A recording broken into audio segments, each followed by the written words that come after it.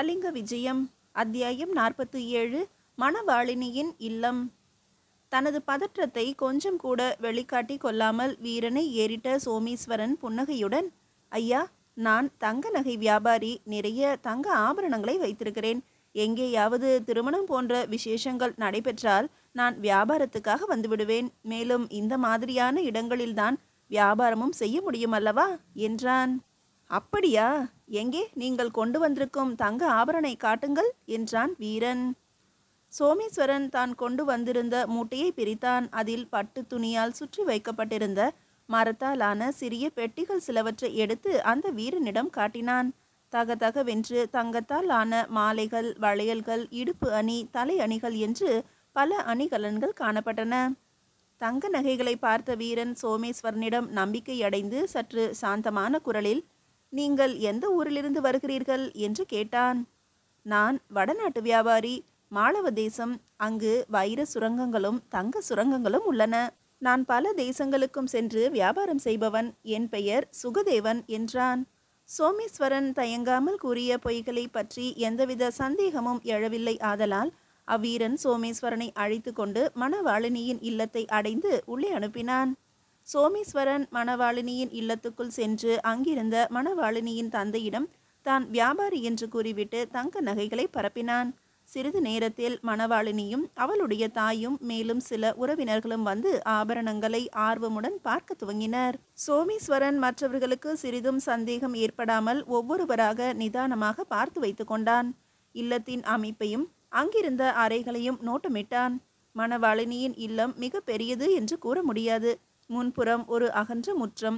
அங்கு தரையில் கம்பளம் விரித்து சோமேஸ்வரனும் மணவாளினியும் மற்றவர்களும் அமர்ந்து தங்க ஆபரணங்களை பார்த்து கொண்டிருந்தனர். அதற்கு அடுத்து ஒரு நீண்ட தாழ்வாரம். தாழ்வாரத்தின் இருபுறமும் 2 அறைகள் இருக்க வேண்டும் என்று யூகித்தான். அந்த அறைகளில்தான் மணவாளினியும் அவள் பெற்றோர்களும் இரவில் உறங்குவார்கள் என்றும் நினைத்தான். தாழ்வாரத்தை கடந்தால் ஒரு பெரிய சமையல் கூடம், அதற்கு அப்பால் தோட்டம். வீட்டில் அதிகமாக காவலர்கள் இல்லை என்பதையும் தெரிந்து கொண்டான் சோமேஸ்வரன். ஆனால் அந்த வீட்டை சுற்றிலும் காவலர்கள் அதிகம் என்பதையும் அந்த வீதி முழுவதும் கண்காணிப்பு நடக்கிறது என்பதையும் தெரிந்து கொண்டான். சோமேஸ்வரன் கொண்டு வந்திருந்த ஆபரணங்களில் சிலவற்றை பெற்றுக்கொண்டு உரிய விலையை கொடுத்தனர் மணவாளினியின் பெற்றோர். மணவாளினிக்கு மேலும் சில ஆபரணங்களை குறிப்பிட்டு அவற்றையும் கொண்டு வருமாறு சோமேஸ்வரனிடம் கேட்டுக்கொண்டனர். சோமேஸ்வரனும் இன்னும் 2 தினங்களில் அவர்கள் கேட்ட ஆபரணங்களை எடுத்துக்கொண்டு வருவதாக கூறிவிட்டு மணவாளினியின் இல்லத்திலிருந்து வெளியே வந்தான். பிறகு சோமேஸ்வரன் நிதானமாக நடந்து வீதிகளையும் திறந்த வெளிகளையும் வயல் வரப்புகளையும் பார்த்து கொண்டே நடந்தான். மாலை நேரம் முடிந்து இருள் சூழ்ந்த போதிலும் வீதிகள் தோறும் தீப்பந்தங்கள் ஏற்றப்பட்டு வெளிச்சம் பரவி இருந்தது. பணியாட்களும் வீரர்களின் நடமாட்டமும் மிகுந்திருந்ததை கவனித்து கொண்டான்.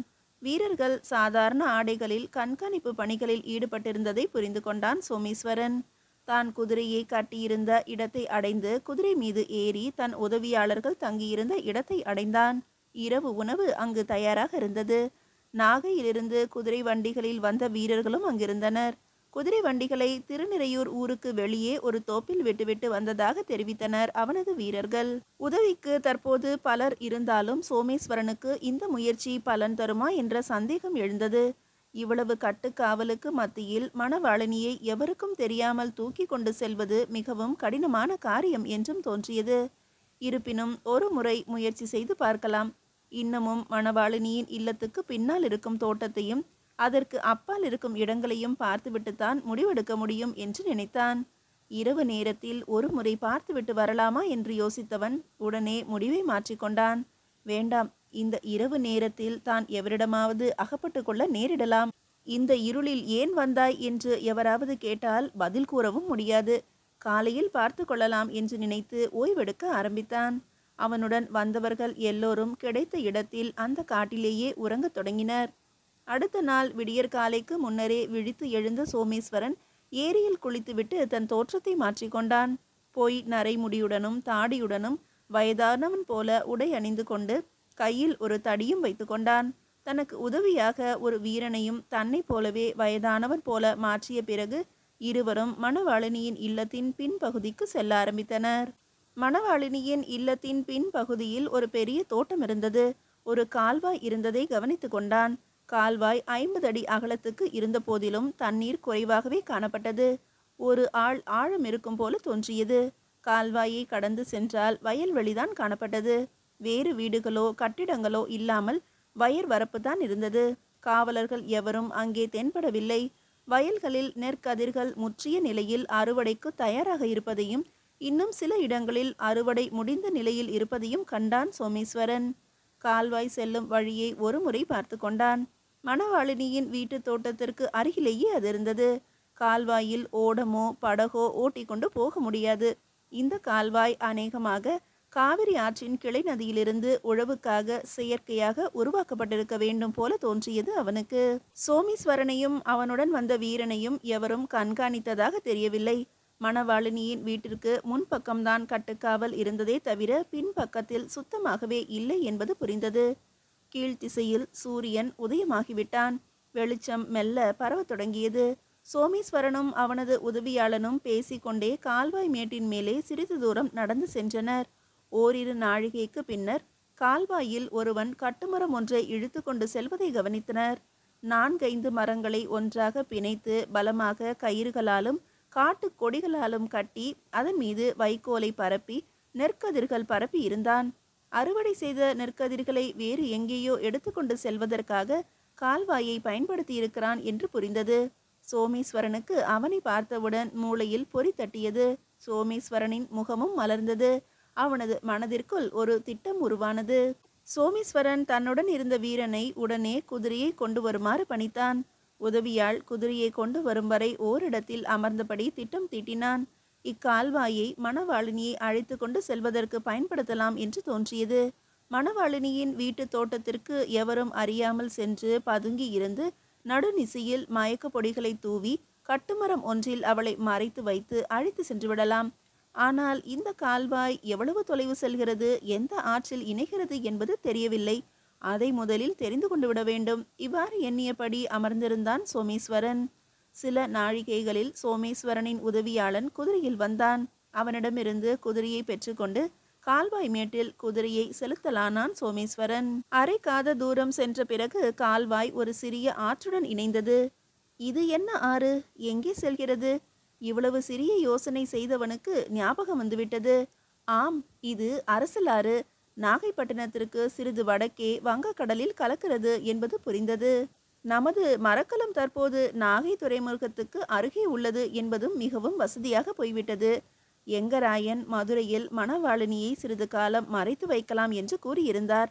அவர் கூறுவது தற்சமயம் சாத்தியப்படாது. அதற்கு பதில் நேரடியாக கலிங்க நாட்டுக்கே அழைத்து சென்று விட முடியும் என்று தோன்றியது சோமேஸ்வரனுக்கு. அமைச்சர் எங்கராயன் மதுரையிலிருந்து திரும்பி வருவதற்குள் காரியத்தை சாதித்து விட வேண்டும். அதுவும் இன்று இரவே கூட நமது திட்டத்தை செயல்படுத்திவிட வேண்டும் என்று எண்ணிக்கொண்டான். அரசலாறு கால்வாயுடன் இணையும் இடத்தில் சுற்றுமுற்றும் பார்த்தபோது ஆட்கள் நடமாட்டம் அதிகம் இல்லாத காட்டுப்பகுதியாக அது இருந்தது. எவர் கவனத்தையும் கவராமல் விறுவிறுவென்று வங்கக்கடலுக்குள் கூட சென்று விடலாம் என்று எண்ணிக்கொண்டான். சிறிது நேரம் அப்பகுதியில் நோட்டமிட்டுவிட்டு தான் தங்கியிருந்த திருநிறையூரை அடுத்த காட்டுப்பகுதிக்கு வந்து சேர்ந்தான். அவனது வீரர்கள் அனைவரையும் அழைத்து தனது திட்டத்தை விவரித்தான்.